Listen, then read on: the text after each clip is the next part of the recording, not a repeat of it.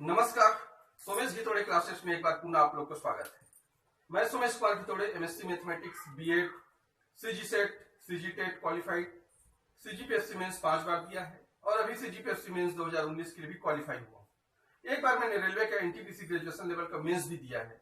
अभी सीजी व्यापम के जरिए स्कूल एजुकेशन डिपार्टमेंट में लेक्चरर मैथ्स की पोस्ट पर मैं सिलेक्टेड हूँ और अभी वर्तमान में सीजी व्यापम के जरिए ही हायर एजुकेशन डिपार्टमेंट में गवर्नमेंट कॉलेज में मैं पोस्टेड हूँ और लैब टेक्नीशियन के पोस्ट पर मैं पोस्टेड हूँ। मैं बता देता हूँ आपको कि मैंने छत्तीसगढ़ के अलग अलग टॉपिक पर बहुत सारे वीडियो मैंने अपलोड किए हुए हैं और उसका डिस्क्रिप्शन बॉक्स पर लिंक भी उपलब्ध कराया है। यदि आप उन्हें देखना चाहें तो मेरे चैनल पर जाकर आप देख सकते हैं और पसंद आए तो जरूर इसे लाइक कीजिए, शेयर कीजिए और सब्सक्राइब करना ना भूलिए। साथ ही साथ कमेंट करके भी मुझे बताइए कि वीडियो आपको कैसा लगा। डेली करंट अफेयर्स और नोट्स के लिए मैंने टेलीग्राम चैनल भी ओपन किया हुआ है। उसका भी लिंक मैंने डिस्क्रिप्शन बॉक्स पर दिया हुआ है। यदि आप मुझसे जुड़ना चाहें तो उसे डाउनलोड कर आप मुझसे जुड़ सकते हैं।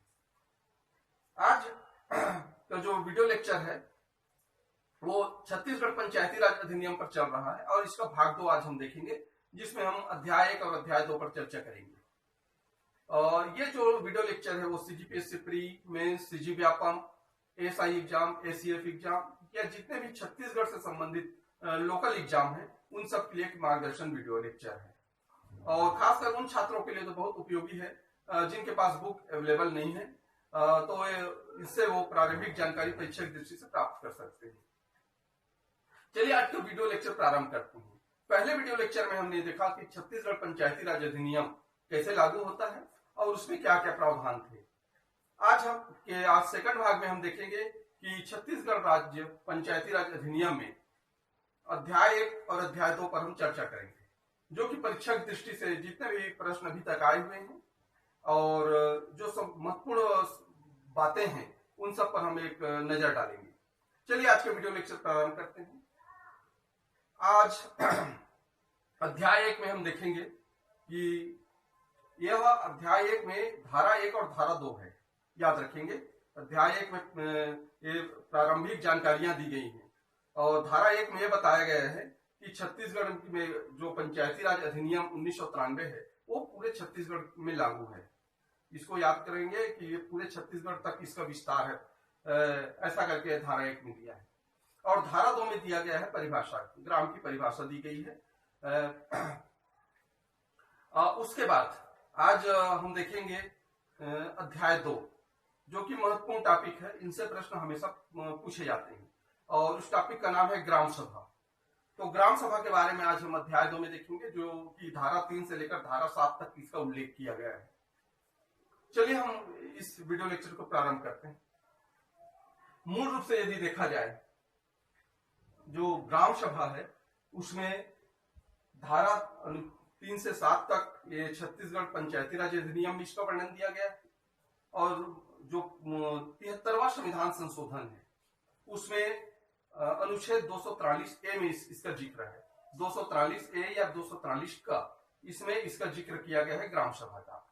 और मूल रूप से जो मूल संविधान है उसमें अनुच्छेद 21 का में इसका वर्णन किया गया है ग्राम सभा का। इसमें कुछ महत्वपूर्ण बातें देख लेते हैं। धारा 2(8) में परिभाषा दी गई है। याद रखेंगे, धारा 2(8) में ग्राम सभा की परिभाषा। धारा 6 में ग्राम सभा के सम्मेलन से संबंधित बातें बताई गई है और धारा 7 में ग्राम सभा के शक्तियां और उसके कृत्य इसके बारे में वर्णन किया गया है। इन्हीं बिंदुओं पर हम एक परीक्षा की दृष्टि से एक नजर डालेंगे। सबसे पहले धारा 3 में राज्यपाल अधिसूचना जारी करता है ग्राम सभा। तो सबसे पहले राज्यपाल को आप जानिए कि राज्यपाल ग्राम की अधिसूचना जारी करता है, ग्राम सभा की अधिसूचना जारी करता है और जो ग्राम सभा है उसको परिभाषित करता है कि वो ग्राम सभा कैसा होगा। तो उन्होंने बताया था कि ग्राम सभा जितने भी राजस्व ग्राम है और वन ग्राम है उनका एक समूह है और उस समूह में ऐसे व्यक्ति रहेंगे जो कि 18 वर्ष से अधिक हैं या 18 वर्ष तक के हैं, जिनका उस ग्राम पंचायत के निर्वाचन नामावली में या मतदाता सूची में नाम दर्ज है। ऐसे व्यक्ति से मिलकर जो निकाय बनता है वो कहलाता है ग्राम सभा। याद रखेंगे, ग्राम सभा के लिए आवश्यक बातें हैं। यह राजस्व और वन ग्राम का समूह होता है और इसके जो सदस्य होते हैं वो उस संबंधित ग्राम पंचायत के मतदाता सूची में उनका नाम दर्ज होता है। जिनका मतदाता सूची में नाम दर्ज नहीं है वो उस ग्राम सभा के सदस्य नहीं होते। इस बात को आप ध्यान रखिएगा। दूसरी बात है जो यह स्थायी निकाय है। स्थायी निकाय मतलब ग्राम सभा कभी भंग नहीं होता। जिस प्रकार राज्यसभा कभी भंग नहीं होता, विधानसभा भंग, विधान परिषद भंग नहीं होता, उसी प्रकार ग्राम सभा भी एक स्थायी निकाय है। यह कभी भी भंग नहीं होता क्योंकि यह उस ग्राम पंचायत के जो मतदाता सूची में चिन्हित जो पंजीकृत सदस्य हैं उनसे मिलकर बना होता है। इसके बाद दिया गया है सदस्य के बारे में। धारा 4 में यह बताया गया है कि जो पंजीकृत मतदाता होने चाहिए उस ग्राम पंचायत के, धारा 4 में बताया गया है। पंजीकृत मतदाता के बारे में बताया गया है धारा 4 में, और यही इनके सदस्य होते हैं। इस ग्राम के पंजीकृत मतदाता जो कि निर्वाचन नामावली में उनका नाम दर्ज रहता है। उसके बाद अगला में हम देखेंगे धारा 5। धारा 5 में यह बताया गया है कि संबंधित जो ग्राम पंचायत है उसमें जो सदस्य होंगे या मतदाता सूची में जिनका नाम दर्ज रहेगा वो केवल एक ग्राम पंचायत में उसका नाम दर्ज रहेगा। अलग अलग कई ग्राम पंचायतों में इसका नाम दर्ज नहीं हो सकता। इसका जिक्र किया गया है। उसके बाद आपका धारा 6 में सम्मेलन के बारे में बताया गया है कि वो सम्मेलन कैसे होगा। उसके जितने उपबंध है 6, 1, 2, 3, 4, 5, 6, 7 ऐसा करके कंटिन्यू उसको बताया गया है। अब बता देते हैं इसमें जो ग्राम सभा है, ग्राम सभा में अध्यक्ष होते हैं। ग्राम सभा का अध्यक्ष होता है। सदस्य तो सदस्य होते हैं जो मतदाता सूची में नाम दर्ज होता है वो, लेकिन जो अध्यक्ष होते हैं वो सामान्य क्षेत्र में जो ग्राम सभा होती है उनके अध्यक्ष सरपंच होते हैं। यदि सरपंच नहीं रहते तो उप सरपंच होंगे। यदि उप सरपंच में नहीं होंगे तो उस ग्राम सभा के द्वारा चयनित कोई भी सदस्य उसका मेंबर होगा, अध्यक्ष बन सकता है। ये प्रावधान है। और अनुसूचित क्षेत्र में सरपंच नहीं है तो उप सरपंच नहीं है तो कोई भी जो ग्राम सभा का सदस्य होगा, लेकिन वो सदस्य एसटी समुदाय का होना चाहिए, अनुसूचित जनजाति का होना चाहिए। साथ ही साथ वो पंचायत का प्रतिनिधि नहीं होना चाहिए, मतलब पंच नहीं होना चाहिए, पंचायत का कोई पदाधिकारी नहीं होना चाहिए। सम्मेलन के बारे में देखते हैं। मुख्य रूप से जो ग्राम सभा का सम्मेलन है वो आयोजित किया जाता है 6 बार साल में। इसको आप याद रखेंगे, साल भर में 6 बार आयोजित करना पड़ता है इसको, ग्राम सभा के सम्मेलन को। 4 सम्मेलन अनिवार्य सम्मेलन है जो कि एक निश्चित डेट पर ही आयोजित किया जाता है। वो डेट देखते हैं 23 जनवरी सुभाष चंद्र बोस की जयंती, 14 अप्रैल बाबा साहब भीमराव अंबेडकर जयंती, 20 अगस्त सद्भावना दिवस राजीव गांधी जयंती, 2 अक्टूबर गांधी जयंती। तो ये 4 दिवस पर ये जो ग्राम सभा की बैठक अनिवार्य रूप से आयोजित की जाती है। और 2 जून महीना और नवंबर महीना में कोई भी डेट जिनमें उनका सहमति हो ग्राम पंचायत का, उस डेट में जो ग्राम सभा की बैठक है वो बुलाई जाती है। तो ये कुल मिला के 6 हो गए। इसके बाद एक विशेष परिस्थिति भी आती है कि यदि जो ग्राम सभा के सदस्य हैं वो एक लिखित आवेदन कर दें, हस्ताक्षर करके एक लिखित आवेदन कर देते हैं कि ग्राम सभा की बैठक आयोजित किया जाए, तो फिर उस स्थिति में भी 30 दिन के अंदर ग्राम पंचायत को ग्राम सभा का आयोजन करना पड़ता है। दूसरा स्थिति है जनपद पंचायत द्वारा कोई आदेश दे दिया जाए कि आप ग्राम सभा का आयोजन कीजिए, तो भी वो 30 दिन के अंदर उसका आयोजन करना पड़ेगा। इसी प्रकार जिला पंचायत भी यदि आदेश दे देता है कि आपको ग्राम सभा का आयोजन करना है तो भी आपको 30 दिन के अंदर उसका आयोजन करना पड़ेगा। इसी प्रकार यदि कलेक्टर आदेश देता है तो भी 30 दिन के अंदर आपको ग्राम सभा का आयोजन करना पड़ेगा। यह विशेष परिस्थितियां हैं, लेकिन अनिवार्य रूप से 4, टोटल 6, और ये विशेष परिस्थिति में भी आयोजन किया जा सकता है।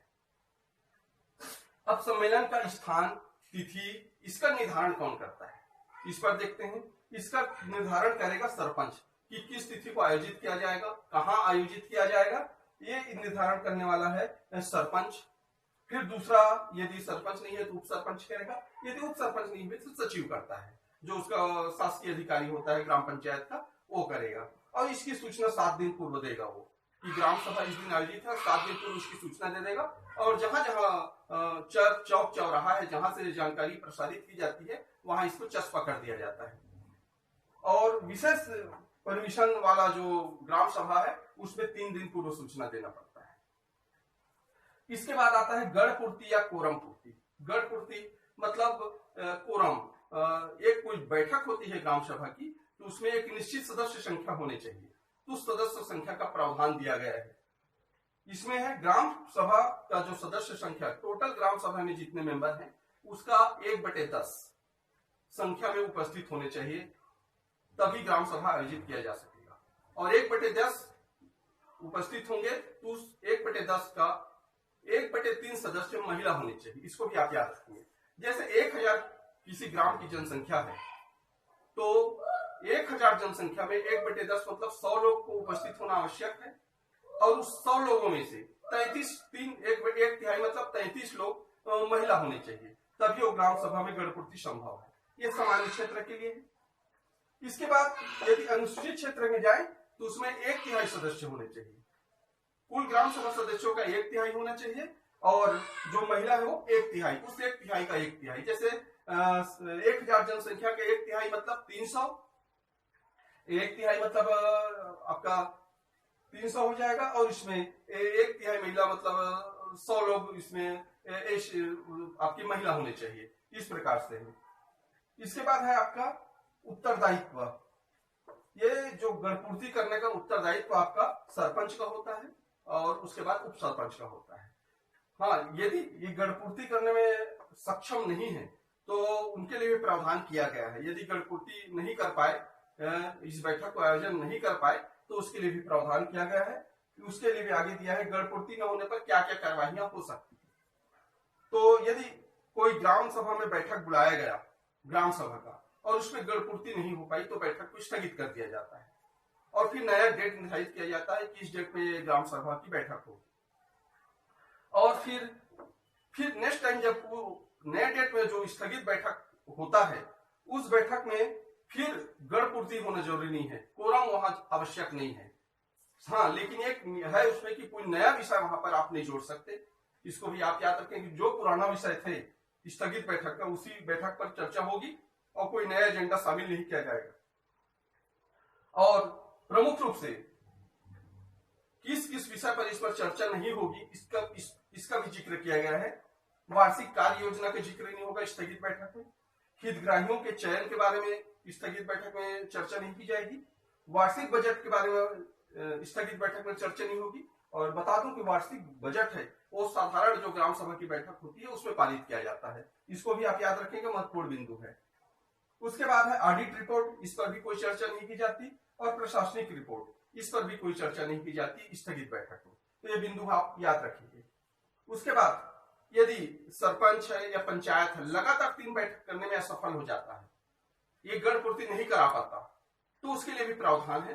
उसके बाद 2 अवसर और उनको दिए जाते हैं कि आपको 2 अवसर ग्राम सभा की बैठक की और दिया जाता है, आप गणपूर्ति कराकर कार्य का संचालन कीजिए। अगर उस 2 बैठक में भी वो नहीं कर पाते तो फिर उनके लिए बर्खास्तगी की कार्यवाही की जाती है शासन की ओर से। हाँ, लेकिन उसके लिए उनको पर्याप्त पहले अवसर दिया जाता है पंचायत प्रतिनिधियों को कि आपने क्यों नहीं किया आयोजन, क्या कारण है, इसका पूरा उनको अपना पक्ष रखने का अवसर दिया जाता है।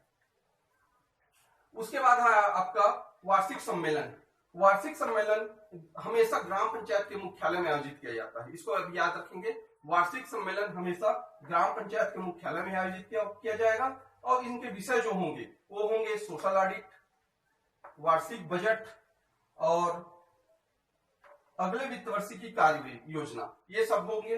पंचायतों के लिए किए गए कार्य विवरण, जो लास्ट कार्य किया है पूरे साल भर में, उसका विवरण देगा और वार्षिक लेखा विवरण प्रस्तुत करेगा। इतनी बातें आपके वार्षिक सम्मेलन में किया जाता है।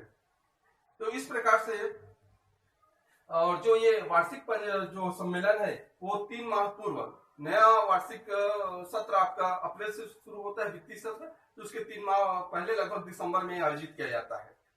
और इसमें कुछ और बातें हैं, जैसे ग्राम सभा और ग्राम पंचायत में अंतर क्या है, इसको भी आप देखेंगे।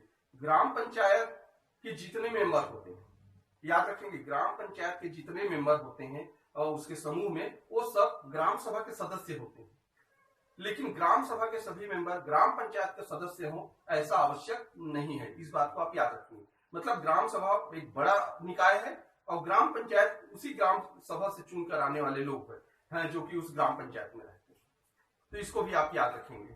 तो इस प्रकार ये जो ग्राम सभा पर आधारित एक वीडियो लेक्चर था जो प्रारंभिक जानकारियां थी ग्राम सभा आखिर क्या है, इस पर मैंने आपको बताने का प्रयास किया है परीक्षा की दृष्टि से। आशा करता हूं कि वीडियो लेक्चर आपको पसंद आया होगा और इसका एक स्क्रीनशॉट आप अवश्य ले लीजिए। नेक्स्ट वीडियो में आपसे फिर मिलेंगे, तब तक के लिए नमस्कार।